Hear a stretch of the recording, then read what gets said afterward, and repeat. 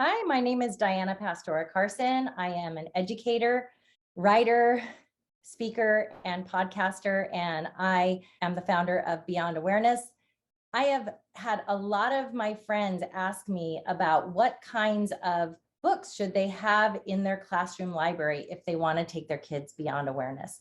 And so I thought I'd do a little cheat sheet for you all. I created a list that will help you to make sure that you're screening your books when you have new books come into your library, or screen your old books that you might not want to have in there anymore. And then I'll share some books with you that meet some of these criteria. So the first one is that disability is portrayed as a normal and natural part of diversity. There's nothing extraordinary about it. It's just normal, nothing bad about it. It's normal. And that that your book embraces and celebrates diversity, including disability. Okay, so that's a good thing. If it embraces diversity, including disability, that's great. Also, when it talks about disability, if it talks about disability, that it does so from a social model perspective. And the social model, as opposed to the medical model, says that there's nothing wrong with a person who has a disability. What is wrong and what needs to be fixed is societal responses to a person's difference or disability. Okay, the books that you have in your, if you want to take your kids beyond awareness, should not equate disability with a burden, a problem, with suffering, pity, or inspiration.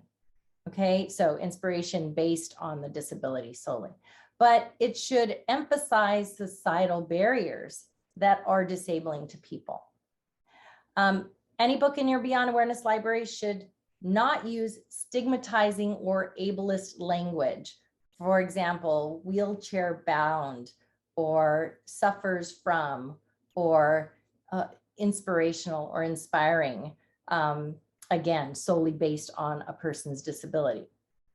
And there's so many more. That's something you want to look into is the language that we use. You know, where does it stem from? Is it from an ableist mindset when we use certain terminology? And also use the words disability or disabled. There's nothing wrong with using those words. Instead, and a lot of people will use euphemisms such as differently abled or challenged or special or disabled. And certainly we acknowledge and respect people's individual choices. There's nothing wrong with a person choosing to use those terms. However, if you want to take your students beyond awareness, and you want to really follow a structure that is in alignment with taking students beyond awareness and that follows research, disability studies in education research, then you'll want to stay away from euphemisms. A euphemism is designed to soften the blow, so to speak, to make something seem not as bad as it really is. But disability is not a bad thing. So we don't have a need to do that. We can just say disabled. Also, I love books that provide a framework for analysis of access, civil rights, or justice for disabled people. I love to make sure that I have those in my library. I'm going to just take a quick break to share a couple of those with you. One of them is All the Way to the Top, based on a true story. How One Girl's Fight for Americans with Disabilities Changed Everything. The book is written by Annette Bay Pimentel. This is a must-have for your library, no matter what grade level you teach. I mean, I use children's books with my elementary school students, but I've also used them with teenagers and with my university school students. So make sure that you have this in your library. You can you can create extension activities with any of these books. This is another one that is a newer one that I just love, called We Move Together by Kelly Fritsch, Anne McGuire, Eduardo Trejos. And this book just really talks about how we care for one another. And sometimes, our special interests can collide, but then we talk about them. And it's just a really well done, beautifully illustrated picture book that you want to have in your class. Again, no matter what grade level you teach, it has you think critically about real issues in life that are related to diversity.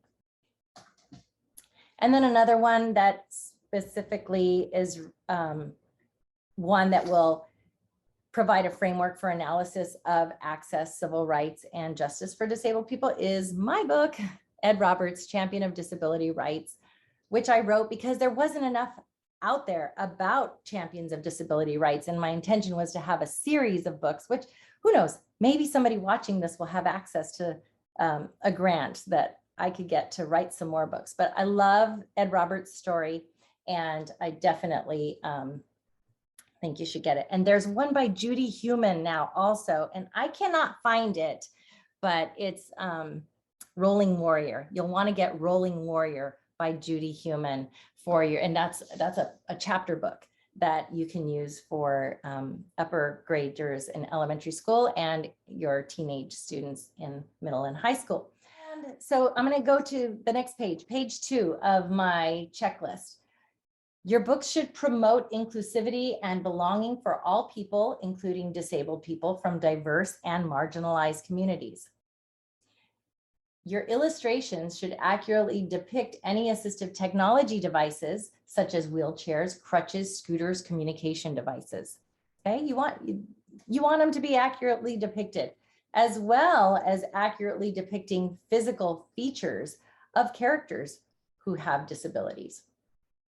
Also, your books should normalize, presume competence of, and value any characters who use nonverbal communication methods. And I have an example right here of that. This is called Real by Carol Kujik and Peyton Goddard. And this brought me to tears. This is a great book. It's another chapter book. So it's for your upper graders. It's about, and it says, I Am Intelligent, which Peyton Goddard also has a book for adults called I Am Intelligent. And it's a heart-wrenching story about her life as a non-speaking individual who finally found her voice through typing. And so this is a powerful book. Promotes dignity and respect and equity for all people, including people with disabilities, and is written by and centered around disabled perspectives and voices, including people with disabilities from diverse and marginalized communities. You want to make sure that you're having books that are centered around people with disabilities and also people with disabilities from diverse communities and historically and currently marginalized communities. Okay, so I'm going to share some other books with you that you might want to have in your library. Anything by Leroy Moore. This happens to be my favorite, Black Disabled Art History 101. Leroy does a great job of laying down lots of facts that I knew nothing about. And you should have this in your library. Your students should have access to the information in here. Okay, now I'm going back to some picture books. This is by Michael Hall. I love this story, Red. It's about embracing one's uniqueness, no matter what that is. And so this is it's Red, a crayon story, great picture book.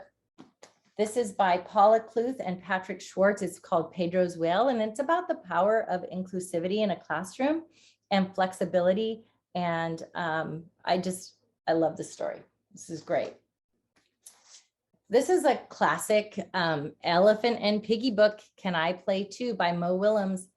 This is about the beauty of being creative and in finding ways to be inclusive with people. This has nothing to do with disability either. However, I love the illustrations and the message, and it's really about how each person is different, you know, and it's affirming that differentness is beautiful.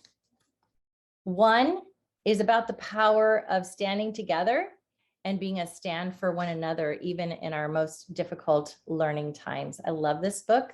And it should be in every classroom library if you want to go beyond awareness. And I love that students have access to sign language. So this book is fun because it has color pictures inside to teach students how to sign.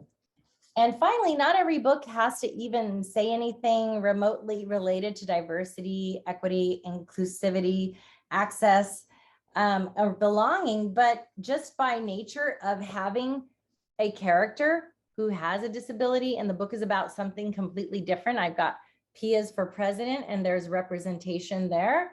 And Where is My Bear is for preschoolers, and it's a little girl just looking for her bear, but she happens to be a person with a disability.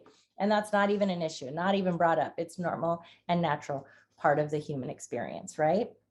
So all of the books that I just mentioned, they don't meet every one of the criteria on this checklist. So the above mentioned criteria on the checklist are just guideposts for selecting books. Most of the books will likely not meet all of the criteria. Most of the books that you have might not. Some of these did, but most of them will not, because that's just not their purpose.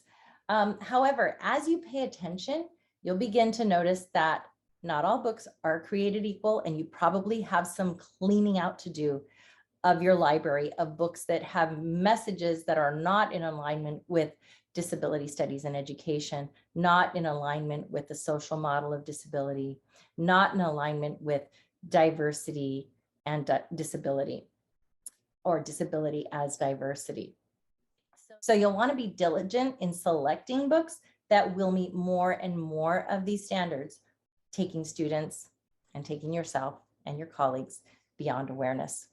If this was helpful to you, this is an example of what you'll find in my Beyond Awareness digital course, which you can find at www.gobeyondawareness.com. You can also find this book screening checklist at my Teachers Pay Teachers page, which is Disability as Diversity. And if this was helpful to you, please also listen to my podcast, Beyond Awareness, Disability Awareness That Matters.